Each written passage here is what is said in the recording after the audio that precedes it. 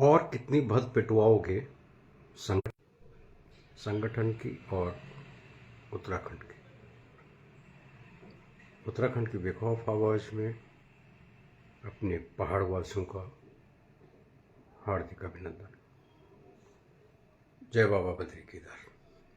ये एपिसोड 4 दिन पहले करने वाले थे हम, लेकिन हमने ये कहा था कि अभी तो बहुत कुछ होने वाला है, हर दिन नए नए खुलासे हो रहे हैं, तो तसल्ली से इस पे हम बात करेंगे। तो आज का विषय, और कितनी भद पिटवाओगे संगठन की और उत्तराखंड की धाकड़ धामी भाई। और दूसरा ये कहा जाता है कि बात निकलेगी तो दूर तलक जाएगी, लेकिन माफ कीजिएगा, उत्तराखंड सरकार भी बहुत संयम से काम ले रही है। मैं भी ठेठ पहाड़ी हूँ, हम भी संयम रखेंगे और बात दूर तक नहीं जाए, ये हमारा पूरा प्रयास रहेगा। हालांकि जाए भी तो मजबूर, तो ये जो क्रांतिकारी भाई बहन हैं बिगुल बजा रहे हैं, मजबूर तो आप कर रहे हैं। सोशल मीडिया में आपके अपशब्द, अमर्यादित भाषा जो कहीं भी उत्तराखंड की नहीं हो सकती, लेकिन वो आपको मुबारक। एक उर्मिला सनावर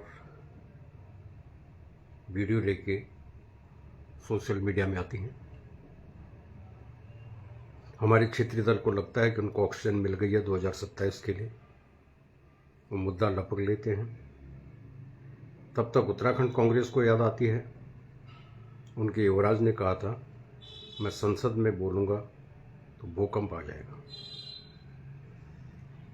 तो लगे हाथ वो भी इसमें कूद पड़े। अब जब वो कूदे तो ब्लॉगर हो, यूट्यूबर हो, रील मेकर हो, डिजिटल हो, वेब हो, जितने भी हैं लोग, एक धूम मतलब होड़ लग गई कि उर्मिला सनावर के खुलासे से पूरी उत्तराखंड की राजनीति में हलचल मच गया। मच रहा है।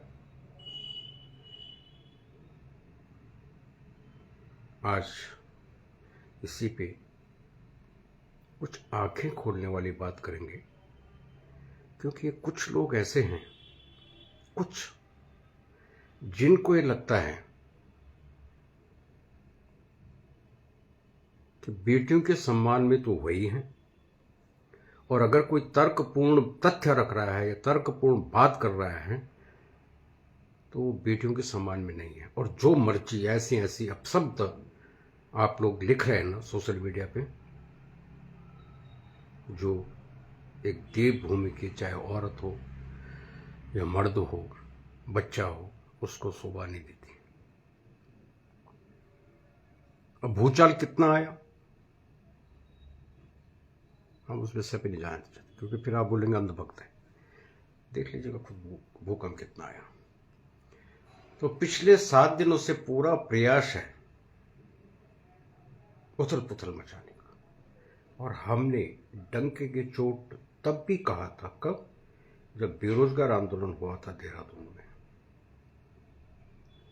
तो भाजपा के बड़े बड़े नेता, उनकी जो बयानबाजियां थी वो क्या थी? वो थी सरकार को असहज करने की।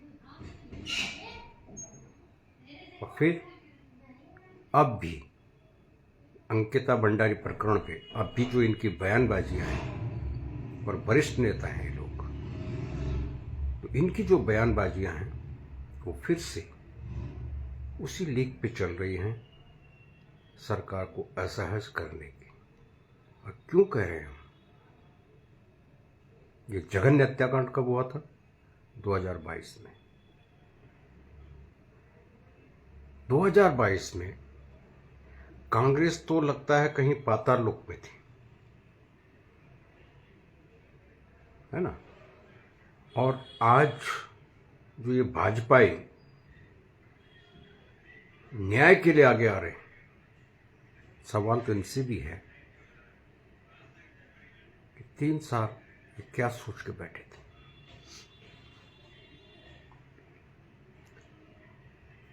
तो आगे बढ़ने से पहले ये बता दें कि आज न तो शनिवार है, न रविवार है, और न ओंकार लाइव का टाइम हुआ,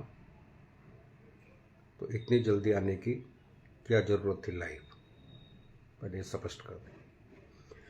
आज 31 दिसंबर है ना। सूर्य अस्त सिने भी, सूर्य अस्त इन्हें भी, सूर्य अस्त भोला तू भी मस्त, दादा मी भी मस्त। हालांकि अभी थोड़ी जरा कतका जगह तो शुरू होएगा वो लोग। अभी मैंने एक वीडियो देख छिना कि जब सूर्य अस्त रहा मस्त मस्त मस्त है ना, वही कार्यक्रम की शुरुआत हुई कि 31 दिसंबर से आज। तो सोचे कि अगर हम 8 बजे 9 बजे 10 बजे के इंतजार कर ला तो फिर तो जरूर बने रण यार, कई समझ में कुछ नहीं आ। फिर ये लाइव जो चीज जो संदेश ये भी उर्मिला सनावर जनू एक लाइव बढ़ जाना और ये से बकाय कुछ ना। इसलिए आज न शनिवार न रविवार 9 बजे 9 और हम आए हैं लाइव। पहला जो ये सोशल मीडिया में अब शब्द लिख रहे हैं, आप लोगों को ससम्मान बता दें कि अंकिता भंडारी की पीड़ा सिर्फ आपको नहीं है। आप बिगुल बजा रहे, इसका मतलब नहीं है कि आपको ही पीड़ा है और बाकी उत्तराखंड को तो पीड़ा ही नहीं है। हर किसी को पीड़ा है, चाहे उनकी अपनी बेटी हो या ना हो। और अगर मुझे पूछा जाए तो मेरी सोच है कि सिर्फ पहाड़ की नहीं, पूरे उत्तराखंड की बेटियां हमारी बेटियां हैं। हर राज्य की बेटी हमारी बेटी है और यही सोच आपकी भी होनी चाहिए। अब बढ़ते हैं आगे विषय पे, ठीक है। ये जो हाथों में बैनर हैं और सब बड़े बड़े वरिष्ठ पत्रकारों की भूमिका में लाइव आकर के और दनादन वीडियो कर रहे हैं, ये कर रहे हैं, वो कर रहे हैं। हाथों में क्या बैनर है? अंकिता भंडारी को न्याय दो, यही है ना मित्रों। शुरुआती ही जब आप गलत करोगे कौन सुनेगा? अब आप बोलेंगे कैसे? हमारे धर्मशास्त्रों में भी लिखा है और हम उत्तराखंड के लोग विशेष रूप से मानते हैं कि इंसान की इस धरती को छोड़ने के 13 दिन बाद आत्मा परमात्मा में विलीन हो जाती है, ठीक है। वो नए शरीर में प्रवेश कर लेती है। तो जो ये अभागी बिटिया थी अंकिता, तो आज तो 3 साल हो गए। ये भी कहीं न कहीं किसी न किसी रूप में जन्म ले चुकी होगी हमारे हिंदू धर्म की मान्यताओं के अनुसार। पहली बात, तो जो गलत ट्रैक आपने पकड़ा, अंकिता भंडारी को न्याय दो। न्याय हकीकत में अंकिता के परिवार को चाहिए।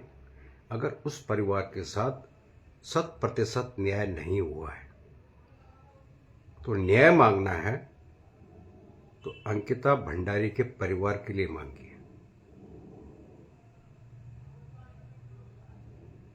लेकिन आप नहीं मांगोगे। इसीलिए तब भी जब चुनाव में शायद तब तक सजा नहीं हुई थी, चुनाव में भी ये राजनीतिक मुद्दा बनाया गया अंकिता भंडारी की मां को। और वो कौन था? वो हमारा क्षेत्रीय दल था, उत्तराखंड क्रांति दल। तब भी आप उस अभागन मां को अपने साथ मंचों पे खड़ा कर रहे थे, न्याय मांग रहे थे अंकिता भंडारी के लिए। इस अभागन माँ बाप के लिए नहीं मांग रहे थे आप न्याय। तो इसीलिए अगर आज ये कहा जा रहा है कि इस विषय पे राजनीति हो रही है तो गलत नहीं है। आपने ही सोचने पे मजबूर किया है किसी को भी। न्याय अंकिता के परिवार को चाहिए, पहली बात तो यह। फिर जो हमारी वीरांगनाएं बहनें हाथ में दराते और थमाली लेके कूद पड़ी है मैदान में,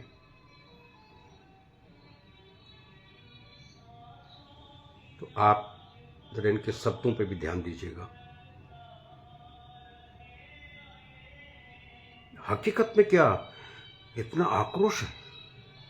ये विषय है, सोचने वाली बात है कि क्या हकीकत में इतना आक्रोश है अपनी माता बहनों के अंदर? और 3 साल से आक्रोश इन्होंने दबा के रखा था और अब भाषा की मर्यादा का भी उल्लंघन कर रहे हैं।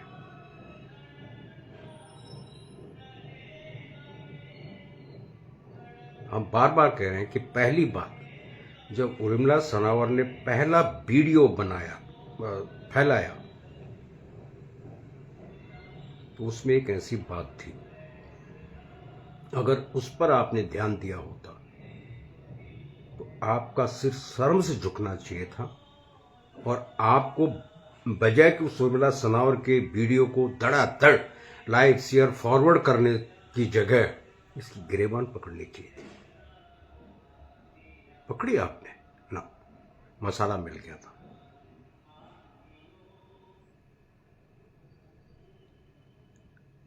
और अगर आपने ध्यान नहीं दिया हो तो ध्यान देना, सोशल मीडिया पे राजस्थान, जो मैंने पढ़ा है आपने भी निश्चित पढ़ा होगा, राजस्थान, उधर मध्य प्रदेश का एक भाई है, एक और किसी प्रदेश, तीन सज्जनों की मैंने प्रतिक्रिया देखी कि उत्तराखंड में क्या क्या गंद मचा हुआ है। ये शब्द है उनके, उत्तराखंड में क्या गंद मचा हुआ है। किसने दे दी इनको ये लिखने की आज़ादी? आपने। और हम बार बार कह रहे हैं कि जब कोई भी संस्था, संगठन या समाज नेतृत्व विहीन और दिशाहीन होता है तो उसका अंत क्या है आपने पहले भी देखा है। एक बार अक्टूबर में भी उत्तराखंड बंद की घोषणा हुई थी और क्या अंत हुआ था उसका? इसलिए हुआ था कि दिशाहीन और नेतृत्व विहीन नेतृत्व था।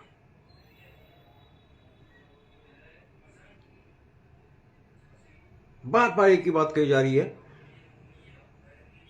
VIP VIP VIP. और अब तो ये मातृशक्ति के वीडियो में देख रहा था जो हमारे यूट्यूबर, ब्लॉगर और फलाने फलाने फलाने पत्रकार सोशल मीडिया में फेंक रहे हैं कि धामी इस वीआई को बाहर निकाल। मतलब यार कुछ भी हैं, वो हमारे सूबे के मुख्यमंत्री हैं, ठीक है, आपकी पार्टी के नहीं है। और मुख्यमंत्री किसी पार्टी का नहीं होता, मुख्यमंत्री हम सबका होता है। कल जैसे भाई कह रहे थे कि मेरी सरकार बनी, तो एक वरिष्ठ मंत्री हैं, मैं नाम नहीं लेना चाहता, वो क्या कहते हैं, मेरी सरकार बनी मैं सबसे पहले तुझे जेल में डालूंगा। कौन सी संस्कृति, कौन से संस्कार, कौन सी मर्यादा है भाई उत्तराखंड की? सरकार तो बना लो पहले, फिर जो मर्जी करना। और ये वो सज्जन हैं, ये वो क्रांतिकारी नेता हैं कि जिन्होंने बेरोजगार आंदोलन के समय ये कहा था, हमारी सरकार बनी तो हम जैसे नेपाल के जनजी ने वो प्रधानमंत्री को सड़क पे नंगा करके घसीटा, वैसे घसीटेंगे। मतलब कौन सी दिशा में तो राजनीति जा रही है और कौन सी दिशा में हम और आप जा रहे हैं, इनकी देखा देखी। इन बातों पे हमको ध्यान रखना चाहिए। कई विषय हैं। अब मैं धामी भाई आपके पास तो मैं सीधा आऊंगा ही आऊंगा। पहले मैं लोगों को पूछना चाहता हूं कि आप ट्रैक पे रह के अगर कोई काम करें तो परिणाम निकलता है, अवश्य निकलता है। ठीक है, मुख्यमंत्री महोदय ने एक बार नहीं 2 बार अपना वक्तव्य दिया और दूसरी बार का वक्तव्य उनका बिल्कुल स्पष्ट है। हत्यारों को आजीवन कारावास की सजा हो चुकी है, लेकिन अभी भी ये केस बंद नहीं हुआ है, कोर्ट में चल रहा है। और वीआईपी कोई भी हो, वीआईपी निकलता है और कोई भी हो, चाहे वो बीजेपी का हो या कोई भी हो, उसको बख्शा नहीं जाएगा। एक मुख्यमंत्री इतनी विश्वास से हम लोगों को आश्वासन दे रहा है,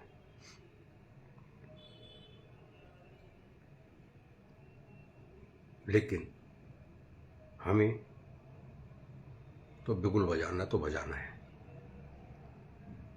ठीक है, और बिगुल बजाते बजाते ये भी भूल जाना है कि देवभूमि की कोई संस्कृति होती है, कोई संस्कार होते हैं, कोई मर्यादा होती है, कोई परंपराएं होती हैं, वो सब हमने ताक पे रख दी हैं। कैसे ताक पे रखे? अब चलिए आगे।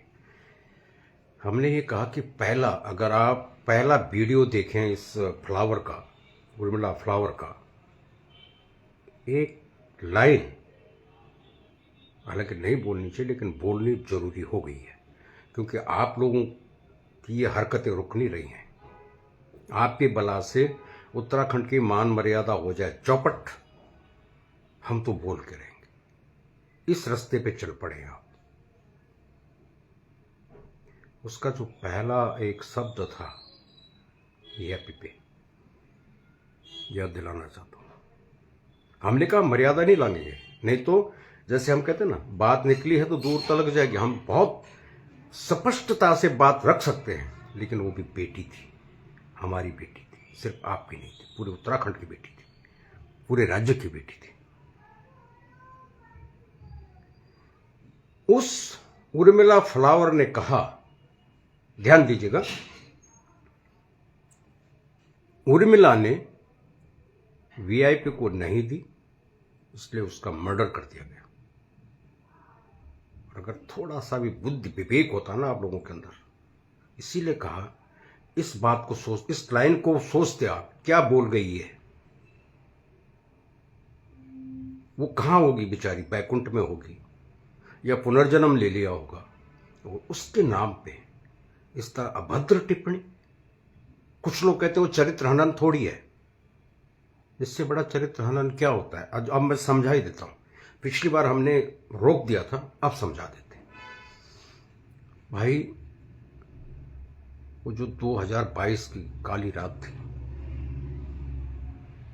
जब इस बिटिया का हत्याकांड हुआ था, क्या वो उसका पहला दिन था उस रिसोर्ट में? नहीं ना, तकरीबन 2-3 महीने हो चुके थे।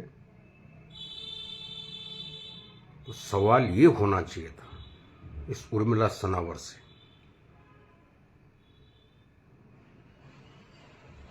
जो इसने कहा, भाई 3 महीने पहले क्यों ये हत्या हुई उसकी? क्या कहना चाहती है ये? एक मृत आत्मा को बदनाम नहीं कर रही थी, बदनाम नहीं किया इसने। और आप क्या कर रहे हैं? हाथों में दाती और थराली लेकर के, और आप पड़े हुए सरकार के पीछे, जबकि आपको पढ़ना चाहिए था उस उर्मिला के पीछे। तो मेरी आदरणीय बहनों, आप भी थोड़ा ना याद करो वो देवभूमि, कि जहां हमारी बहन बेटियां जब अपने बुजुर्गों को पैर छूती थी या नमस्कार करती थी, तो ध्यान रखती थी कि उनके सिर से दुपट्टा न खिसक जाए। ये वही उत्तराखंड है ना, और उसी उत्तराखंड की बहन बेटियां हो ना आप लोग। एक बहन क्या कह रही थी, अब आज तो मैं उसको भी बोलूंगा कि सालों, बच्ची से सर्विस चाहिए, मैं आती हूं। मतलब चलो, उसने तो मर्यादा का उल्लंघन किया ही किया, आप भी मर्यादा का उल्लंघन कर दोगे। और अब जो सवाल है, पहले इन्हीं से, कि आपको करना क्या चाहिए था? आपको करना ये चाहिए था कि उत्तराखंड सरकार से सवाल करते हैं आप। पहला सवाल होना चाहिए था आपका कि मुख्यमंत्री महोदय, जब अंकिता का परिवार दाह संस्कार के लिए राजी नहीं था तो आप श्रीकोट गांव पहुंचे उनके, आपने उनसे बात की और वो परिवार दाह संस्कार के लिए राजी हो गया। उनकी डिमांड थी दोबारा पोस्टमार्टम की, जो बहुत ही न्यायोचित थी, बहुत ही न्यायोचित मांग थी कि उस बिटिया का दोबारा पोस्टमार्टम किया जाए। अब जब वो मांग पे अड़े हुए थे तो मुख्यमंत्री जी ने ऐसा कौन सा मंत्र फूका कि सूर्यास्त के बाद, जबकि हमारे पहाड़ों में क्या, हिंदू संस्कृति में सूर्यास्त के बाद दाह संस्कार नहीं होता, उस अभागी बिटिया का दाह संस्कार सूर्यास्त के बाद किया गया। पूछा किसी ने, हिम्मत की धाकड़ धामी भाई से पूछने की, अरे भाई आप भी तो पहाड़ी हो, अगर आपने नहीं भी करवाना था पोस्टमार्टम, चल कुछ भी डर था या नहीं था, तो भाई ऐसा क्या किया कि सूर्यास्त के बाद दाह संस्कार करवाना पड़ा? पहला सवाल, ये जो यूकेडी हैं और ये जो माताएं बहनें हाथ में थमाली और दराती लेके इस ठंड में भी शोर मचा रही ना, अच्छा है, मतलब क्रांति है, क्रांति का बिगुल है। पूछा, सवाल किया आपने? ये सवाल होना चाहिए था माननीय मुख्यमंत्री मेरे धाकड़ धामी भाई से, और मैं होता आपकी जगह तो मेरा यही सवाल होता कि भाई पहले बता दे। नंबर 2, पुलकित आर्य, ठीक है सजा हो गई, अच्छी बात है, फांसी की नहीं हुई लेकिन आजीवन कारावास तो हुआ ही। उसका नार्को टेस्ट, वही तो, चाहे वीआईपी, उसके अलावा किसको मालूम है वीआईपी कौन था? ये कौन जानता है? पुलकित आर्य। तो नार्को टेस्ट होना चाहिए था पुलकित आर्य का। आज डिमांड क्या आ रही है अपने बिगुलबाजों की? मैं आपको बिगुलबाज कहूंगा, बुरा मत मानेगा और 100 गालियां दीजिएगा इस लाइव पे बाद में, या अभी भी दीजिए। क्या करें? वीआईपी का नार्को टेस्ट कराओ। अरे भाई पहले वीआईपी का खुलासा तो होने दो, कानून के हाथ उसकी गर्दन तक तो पहुंचने दो। जब कानून के हाथ उसकी गर्दन तक पहुंच जाएंगे फिर नार्को टेस्ट की जरूरत ही नहीं है, वीआईपी सामने होगा, सजा मिलेगी। धाकड़ धामी भाई ने भी कहा है कि कोई भी हो, किसी भी पद पे हो, कितना भी बड़ा आदमी क्यों नहीं हो, उसको सजा मिलेगी। क्या आपने पुलकित आर्य के नार्को टेस्ट के लिए मांग कर रहे हो? क्यों नहीं कर रहे हो? मरा थोड़ी ना है, जेल में है और आसानी से उसका नार्को टेस्ट हो सकता है। और जैसे नार्को टेस्ट हो गया, ये जो वीआईपी का नाम अभी तक हवा में है या खबरों में है, खबरों में मतलब आप लोगों की खबरों में, राष्ट्रीय चैनल पे तो मैंने इस तरह की कोई खबर नहीं देखी, आप लोगों की खबरों में है। तो जब नार्को टेस्ट होगा तो वीआईपी तो अपने आप सामने होगा। भाई पुलकित आर्य का नार्को टेस्ट, तो क्यों नहीं डिमांड कर रहे आप पुलकित आर्य के नार्को टेस्ट की? नंबर 3, और भी महत्वपूर्ण, यह कहा जा रहा है कि अंकिता ने अपने दोस्त, मित्र पुरुष जो दोस्त था, उसको ये बातें शेयर कर दी थी। तो अगर शेयर कर दी थी तो ऐसा तो नहीं है कि उस दोस्त ने नाम नहीं पूछा होगा, निश्चित पूछा होगा। तो आप दोबारा दबाव डालिए ना उत्तराखंड सरकार पे, उसके मित्र को, जो मित्र था उसका भी नार्को टेस्ट करवाएं। वो भी तो सच्चाई बताएगा कि अंकिता ने हकीकत में उसको वीआईपी का जिक्र किया था, और किया था तो कौन था। निश्चित है उसको भी पता है, अगर आपकी बात पे हम यकीन करें। हम कोई कानून के विशेषज्ञ नहीं है, हम भी आपकी ही बातों, जैसे आप सुन रहे हैं, आपकी बातों को सुन के आपके सामने फैक्ट रख रहे हैं। ये काम भी नहीं किया आपने। जो काम आवश्यक है, जिन कार्यों से इस अंकिता के परिवार को पूर्ण न्याय मिल सकता है, उस पर आप कोई बात ही नहीं कर रहे। अभी एक और नया, अब देखिए, भाजपा के जिला पंचायत सदस्य को यह बताया गया कि उसके अंदर का नारित्व तो जाग गया। भाजपा के जिला पंचायत सदस्य थे, उसने त्याग पत्र दे दिया। और हमने कहा, हमें भी खबर थी। ये जो किरण जी की बात हो रही है, इसके निष्कासन की खबर हमें भी तभी लग चुकी थी जब निष्कासित किया गया था। आपने पूछा क्या इस बहन जी से? अगर आप भाजपाई थी और जिला पंचायत सदस्य थी, इसका मतलब आप तो, हम तो मतदाता ही समझो, खैर मतदाता भी हम किसी के नहीं है, पर मतदाता ही समझो, आप तो कार्यकर्ता थी ना, पदाधिकारी थी ना। आपका जो ईमान जागा है, उसको जागने में 3 साल लग गए साहब। तो वहां भी लग रहा था कि लोचा है। अब शायद कल ही जो है, इसमें भारतीय जनता पार्टी का भी स्पष्टीकरण आ गया है। ठीक, पहले जो फुलझड़ी थी वो फुस हो गई, किरण बहन जी वाली। ये उर्मिला जी अब रो रो के जो हैं वीडियो बना रही हैं कि साहब अब आप मेरा साथ दो, ये तो मेरे पीछे पड़ गए, मेरा पता नहीं क्या कर देंगे। किस लिए डर रही हैं? इनके पास तो साक्ष्य हैं भाई, उस वीआईपी के तो साक्ष्य हैं। तो फिर काहे को डर रहे हो आप? और एडीजी लॉ एंड ऑर्डर, इन्होंने स्पष्ट, डॉक्टर मुरुगेसन साहब ने, उन्होंने तफसील से इस विषय को भी बताया कि शुरू से आखिर तक क्या क्या क्या क्या क्या हुआ। और कमियां तो शुरू में भी हुई हैं, मैं ये नहीं कर रहा, मैं उनकी बात पे मोहर नहीं लगा रहा हूं। कमियां तो ये हुई थी, अगर आपको याद होगा तो डीएम ने 2 बार अपनी स्टेटमेंट बदली थी, याद है आप लोगों को? डीएम का कहीं कोई नाम नहीं ले रहा है। वो जो पटवारी महोदय थे, उनके विषय में किसी को कुछ लेना देना नहीं। पटवारी को तो मालूम है, क्या नहीं मालूम पटवारी को? लेकिन पटवारी भी नेपथ्य में गया, डीएम के 2 बयान आए, अदला बदली करके, उस पर कोई चर्चा नहीं। तो सीधा सा है कि ये मात्र और मात्र एक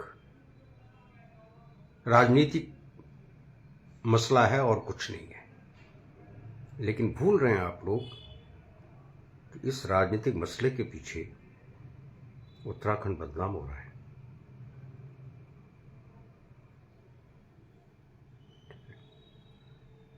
हमारे साथ चंद्र डिगाई जी, विजय बदुला भाई साहब, किरण कुमार सेमवाल जी जुड़े हुए हैं। और किरण भाई, अगर आप जुड़ना चाहें तो बताइएगा प्लीज, मैं चाहूंगा कि आप भी अपनी बात रखें। अब चलिए, यहां कोई किंतु परंतु तो नहीं है, कोई गलत तो नहीं कह रहा, ठीक है। और यूकेडी को तो बहुत सतर्क रहना चाहिए था, क्योंकि पिछले चुनाव में ये जोर शोर से अंकिता हत्याकांड को उठा चुके हैं। क्या हुआ? शायद जमानत जब्त हुई थी। अब मैं उस विषय पे नहीं जाऊंगा, फिर बोलोगे देखो जी ये तो हमारे विरोध में है। विरोध में नहीं, मैं सुझाव दे रहा हूं आपको कि कांग्रेस की राजनीति पे मत चलिए। कांग्रेस की नीति और राजनीति तो टिकती ही लाशों पे राजनीति से है। आप तो क्षेत्रीय दल हो भाई, आप क्यों कांग्रेस की पदचिन्हों पे चल रहे हो? हालांकि आप लोग तो हमें दुश्मन समझते हैं, क्योंकि हम आपको सलाह देते हैं, और सलाह वाकई आप तो बहुत बड़े नेता हैं भैया, आप तो सीएम घोषित हो चुके हैं, आपको हम लोगों की सलाह बड़ी बुरी लगती है, चुभती है। और हम बार बार कहते हैं कि हमें उत्तराखंड में राजनीतिक विकल्प चाहिए, लेकिन ऐसे राजनीतिक विकल्प न मिलने वाला, ठीक है।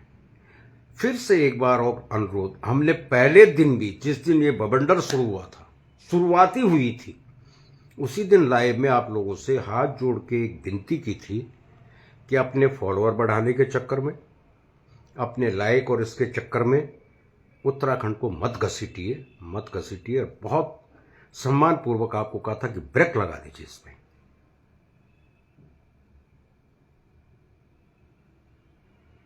ठीक, अब फॉलोअर बढ़ाने हो, चैनल सब्सक्राइब करवाना हो, हम भी करवा सकते हैं, लेकिन हमारा ऐसा कोई उद्देश्य नहीं होता। एक बात कहीं फिर हम भूल न जाएं, एक बात आपको स्पष्ट करते हैं, ना बढ़े हमारे सब्सक्राइबर चैनल के, ना करें आप लाइक शेयर, लाइव को भी और पोस्ट को भी, हमें फर्क नहीं पड़ता। हमारा जो उद्देश्य है वो सफल होता है। और पीछे हमने आपको 3 बातें बताई थी, आज चौथी खुशखबरी दे रहे हैं आपको। मत कीजिए आप चैनल सब्सक्राइब, हमारा तो जो मकसद वो हल हो रहा है, बताते हैं। अगर आपको याद होगा तो जो ये प्लेटफॉर्म है ना, सोशल मीडिया के OTT प्लेटफॉर्म आप जिनको बोलते हैं, इन पे जो अश्लीलता की बाढ़ आई हुई है, नग्नता की जो बाढ़ आई हुई है, इस पे हमने लाइव भी की थी। इस पे हमने टैग करके भारत सरकार को भी लिखा था कि भाई ये सनातन का पतन हो रहा है, इस पे रोक लगाइए। और अगर आप अखबार पढ़ते हैं तो आज का अखबार पढ़िए। केंद्र सरकार ने इस विषय को बहुत गंभीरता से लिया है और इनको नोटिस इश्यू हो चुके हैं कि इस पे लगाम लगाओ, नहीं तो ऐसी तैसी कर देंगे हम तुम्हारी, चाहे फेसबुक है, इंस्टाग्राम है, कुछ भी है। तो ये सफलता है। हम तो कहते हैं हमें तो सफलता मिलती है, हम आवाज उठाते हैं, अगर सफलता मिल रही है। लेकिन सफलता और जल्दी मिल सकती है अगर आप लोग इतनी हिम्मत करो कि जो पोस्ट होती हैं, जो लाइव होते हैं, उसको शेयर करो धड़ाधड़। वो गुंकार पहाड़ की जो चैनल है उसको सब्सक्राइबर करो, इतने सब्सक्राइबर बढ़ा दो कि आवाज सीधा मोदी जी तक पहुंचे। और हम कहते नहीं करोगे, बुरा आपका, कर दोगे भला आपका। लेकिन आप क्या करोगे? उर्मिला सनावर की वीडियो हो गई, वो नई नई क्रांतिकारी माताएं बहनें हैं हमारे उत्तराखंड में जो पता नहीं क्या क्या बोल रही हैं, क्या नहीं बोल रही हैं, उसको आप धड़ाधड़ शेयर करते रहोगे। अब तो मैं एक और वीडियो देख रहा हूँ कि मेट्रो में भी आप प्ले कार्ड लेके घूम रहे हैं। सवाल ये है जिस पे आपको भी सोचना है कि भेड़ चाल हम पहाड़ियों का न शौक था न मार्ग था। हम भेड़ चाल पे चलने वाले पहाड़ी नहीं हुआ करते थे, हम अपने दिल और दिमाग से सोच करके बात करने वाले थे पहाड़ी। आज क्या हो गया? आज एक भेड़ चाल चल पड़ी है।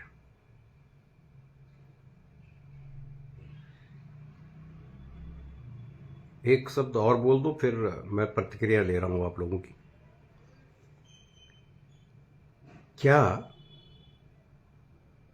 भाई अच्छी बात है कि एक जागरूकता आ रही है समाज में, और जागरूकता कैसे आ रही है कि रिजॉर्ट में जघन्य हत्याकांड हुआ, मतलब रिजॉर्ट सामने है। कितने लोगों ने ये जो रिजॉर्ट परंपरा शुरू हो गई पहाड़ों में, इस पे लिखा, इस पे बोला। ये रिजॉर्ट नहीं है, हम तो डंके की चोट बोलते हैं कि ये ऐश गाह है। क्या इस कांग्रेस ने या जितने भी क्षेत्रीय दल हैं, इन्होंने सुना कभी आपने कि इन्होंने ऐश गाहों पे उंगली उठाई हो?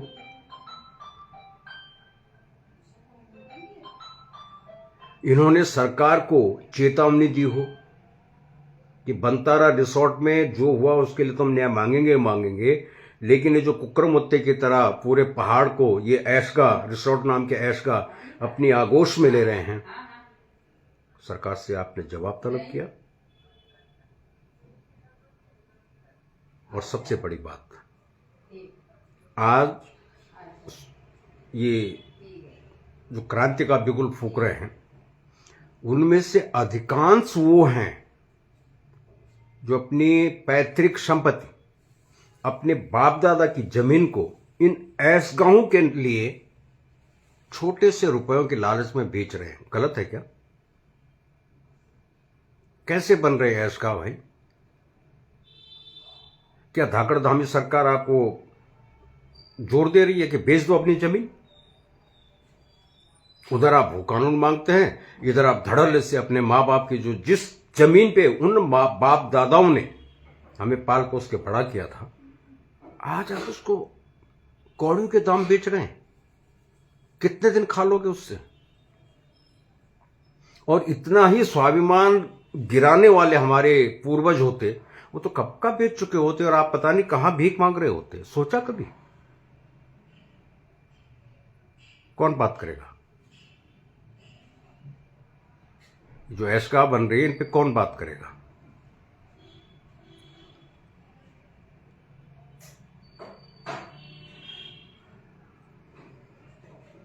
भाई मैं आपकी बात से पहले आपने कुछ और कहा था।